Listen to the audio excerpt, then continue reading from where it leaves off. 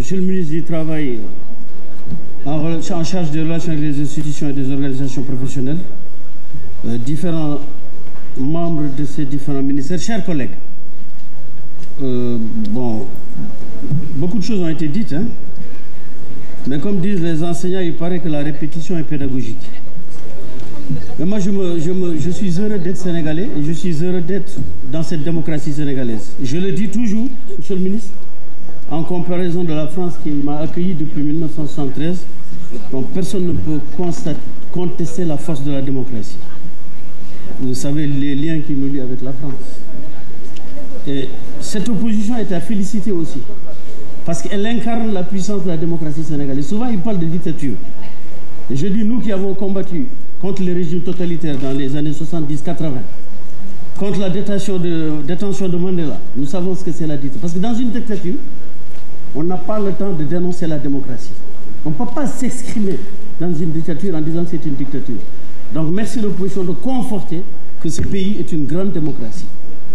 Monsieur le ministre de l'Intérieur, depuis février 2019, le président Macky Sall a été confortablement réélu avec 58% des suffrages.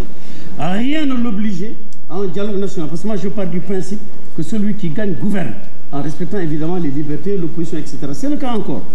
Mais il a appelé à un dialogue. Nous avons lu 16 pages dans lesquelles nous avons énuméré le processus qui a abouti à cette loi que nous sommes en train de voter aujourd'hui. C'est une loi qui concerne la modification par rapport à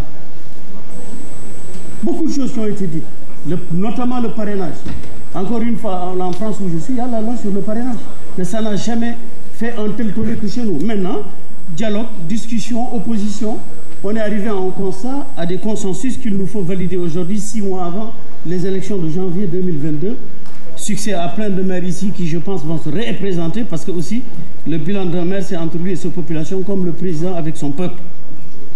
Maintenant, monsieur le ministre de l'Intérieur, monsieur le président de l'Assemblée nationale, je dis souvent ici qu'il y a la fameuse phrase attribuée à Voltaire, mais qui semble-t-il n'est pas la sienne. Je ne suis pas d'accord avec vous, mais je suis prêt à me battre, pas jusqu'à mourir, pour que vous ayez le droit de le dire. Et je le confirme et je le maintiens aujourd'hui. Parce que chaque fois, le 25 juin passé, nous avons eu une illustration avec la loi sur la modification du processus du code pénal. On nous avait annoncé un pays à feu et à sang. Aujourd'hui encore, depuis 2 jours, vous avez entendu la presse aujourd'hui, on nous avait encore promis Dakar serait à feu et à sang, barricadé de partout. Grâce à Dieu, les Sénégalais vaquent à leurs occupations, recherchent le mouton de la Tabaski, les beaux habits pour les enfants, pour les épouses, pour les tantes, pour les mamans. Nous sommes là en train de débattre dans encore une grande démocratie. Alors ce qui se passe ici, encore une fois, nous sommes tous des députés républicains. Nous blaguons ensemble, nous échangeons ensemble. Mais ceux de l'extérieur ont l'impression, encore une fois, que nous sommes en guerre permanente. Ce n'est pas le cas. Alors encore une fois, satisfaisons-nous d'avoir une république du Sénégal avec un homme moderne, jeune, à l'écoute. Parce que aussi, il faut dire les choses. L'élection du maire au suffrage universel direct, monsieur le ministre, ça évite. Parce que nous, on a vu des maires qui sont sortis vainqueurs au premier tour. Mais la nuit, les conseils municipaux, les erreurs et les liés et les chams qui n'avaient pas de quoi chez eux, on leur donnait 400 000 francs. Le mec arrivait sûr de lui. Au bout des élections, il était premier. Après, il se retrouve, excusez-moi l'expression, coquille comme chemise. Et c'est l'autre qui est élu. Et c'est fini.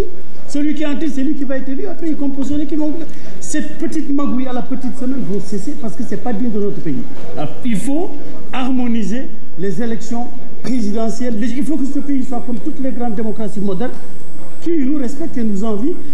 Mais ça, c'est... Je ne vois pas le Sénégal qu'on nous décrit ici. Alors maintenant, en commission technique samedi, nous étions là les premiers à 8 h, nous en sommes partis à 17h10.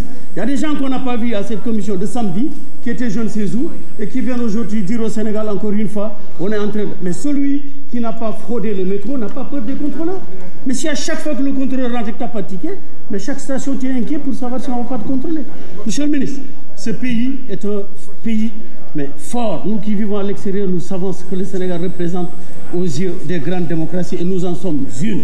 Nous sommes une grande démocratie. Monsieur le ministre, je vous découvre depuis la commission technique. Vous êtes un homme pondéré, moderne, extrêmement à l'écoute. Je découvre, hein, voilà, j'entendais l'ancien truc, mais vous êtes jeune en plus. Nous travaillons demain pour vous. Le Sénégal de demain sera tenu par des hommes comme vous, à l'écoute, tolérants, respectueux. Vous êtes extrêmement respectueux. Je vous remercie. Je vous remercie, chers collègues. La parole est à notre collègue Yaïman Albis.